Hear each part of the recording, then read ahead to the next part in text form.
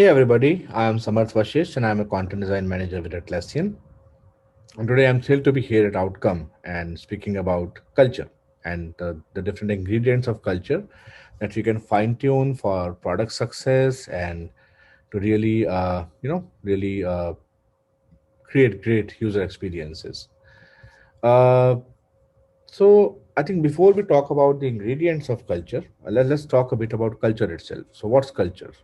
So I like two definitions in particular, both coming from Geert Hofstede, who is a professor emeritus at a Dutch university, and he defines culture as the collective programming of the human mind that distinguishes the members of one human group from another. And culture, in this sense, is a system of collectively held values, or if we like sort of rephrase it, it's how all of us are socially programmed to react to stimuli and situations.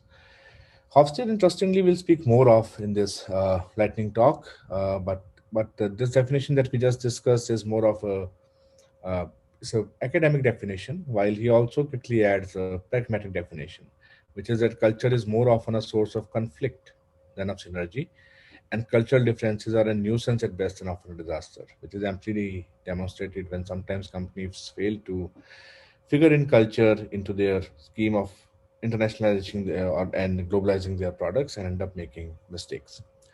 There are many theories of cultural dimensions, but I think we'll discuss Hofstede's dimensions, again, eponymously named after Hofstede. And within that, we'll focus on three real dimensions that affect product success: individualism, power distance, and long term orientation. So, individualism is the degree to which a culture emphasizes individual and collective relationships. It's also highly tightly, coupled with how individuals are integrated into groups in a culture.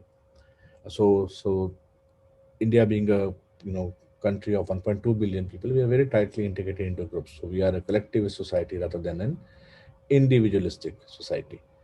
And power distance is about the inequality, the power balance in the culture, and it is interestingly a measure of how the less powerful members of a culture endorse or perceive inequality to be prevalent in their culture, society.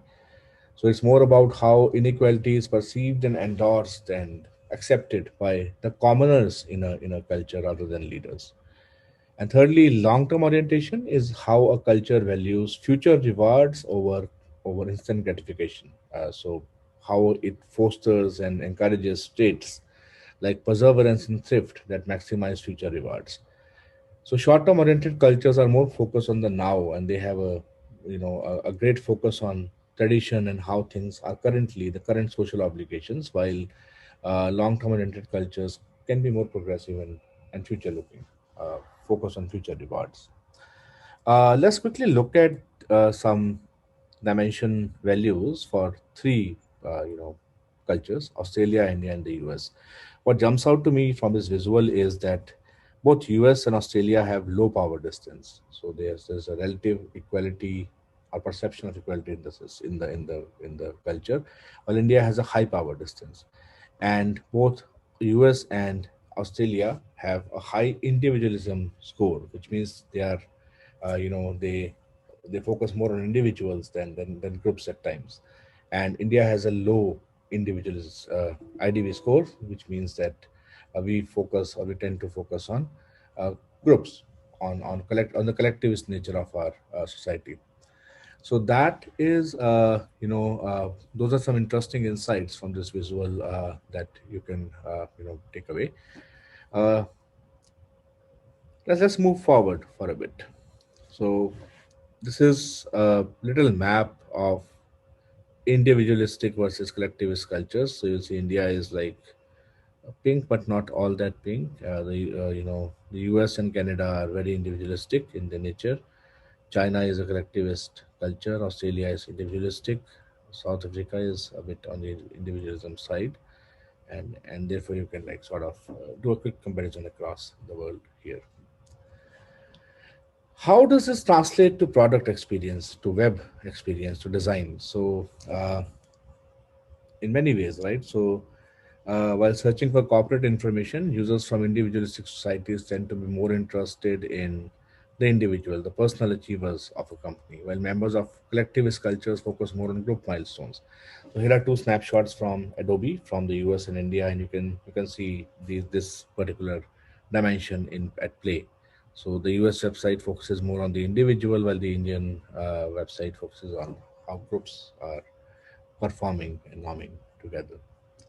Uh, then power distance. So again, there can be several applications of power distance. So, people from high power distance cultures have been observed to appreciate restricted, guided routes and ways to access information, and greater use of authentication mechanisms.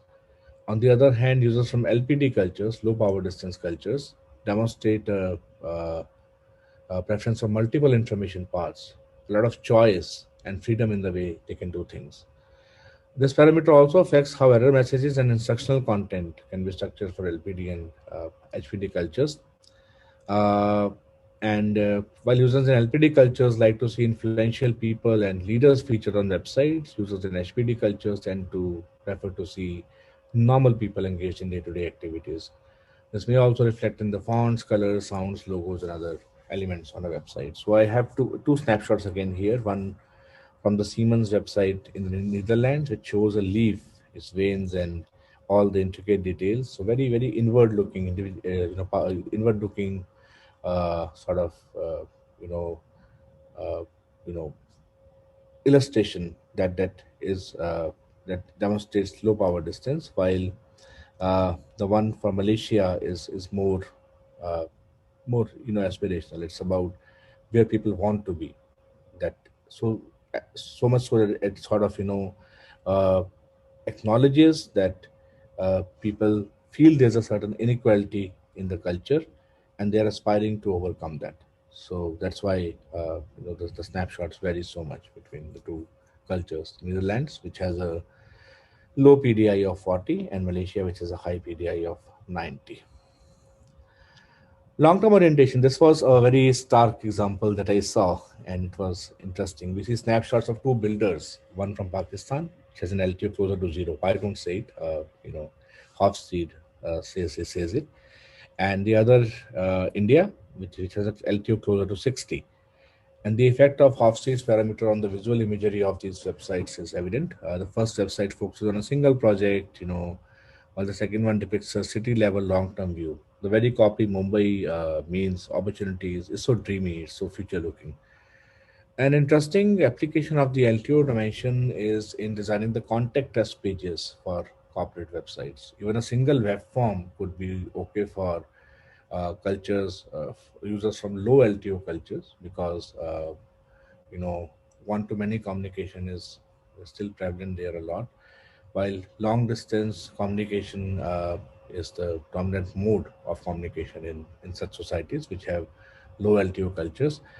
But if you have a high LTO culture, so users expect to see personal contact information of some company rep displayed prominently on contact us pages, or maybe access to a chatbot that also offers access to a human agent. So I think they like to see more personal contact with the company they are thinking or thinking about or dealing with, so that they can build a long-term rapport with the company instead of it being a very transactional kind of relationship with the company.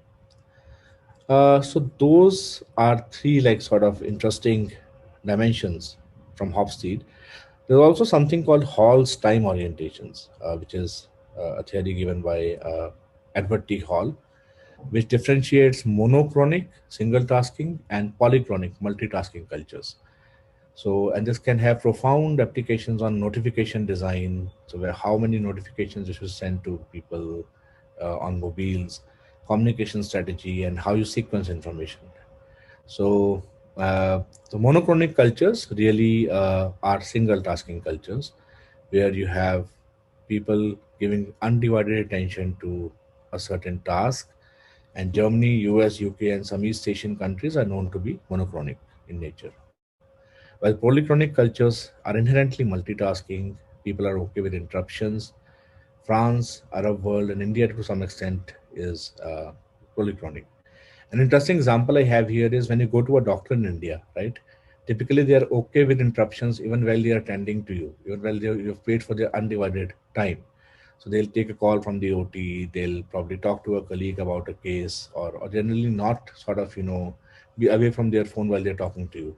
While when I've consulted people, doctors in the US, which is a monochronic culture, I usually have their undivided attention. So it's like, they're listening to you completely, and then they sort of make that switch and shift to a different task. So I think this really also translates to how different cultures communicate. So the bustling market in an Arab world or the Chandni Chowk that we have is inherently polychronicity at display, while uh, the Western world has more of organized markets where that kind of bustle is sometimes missing. It's very quiet. Uh, so one area where this particular theory might come handy is information design and writing workflow documentation. For example, you don't want to really interrupt the attention of uh, users from a monochronic culture that much. So instead of including hyperlinks in your workflow documentation, workflow content, what you could really do is content wrap that content within the main flow, even at the risk of some duplication, so that that flow is maintained. uh, and Also mobile notifications. So how many notifications should you be sending? uh, are they really interrupting the flow of the user? Are they really making them shift away from the core task at hand? So all those things you can think about and apply this theory to, and more.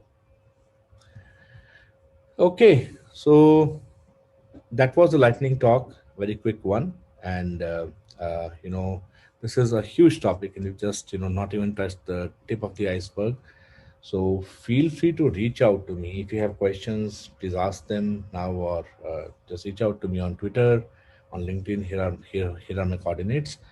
It was wonderful being with you for these few minutes and sharing an idea, a seed of an idea. Have a great rest of your conference. Thank you.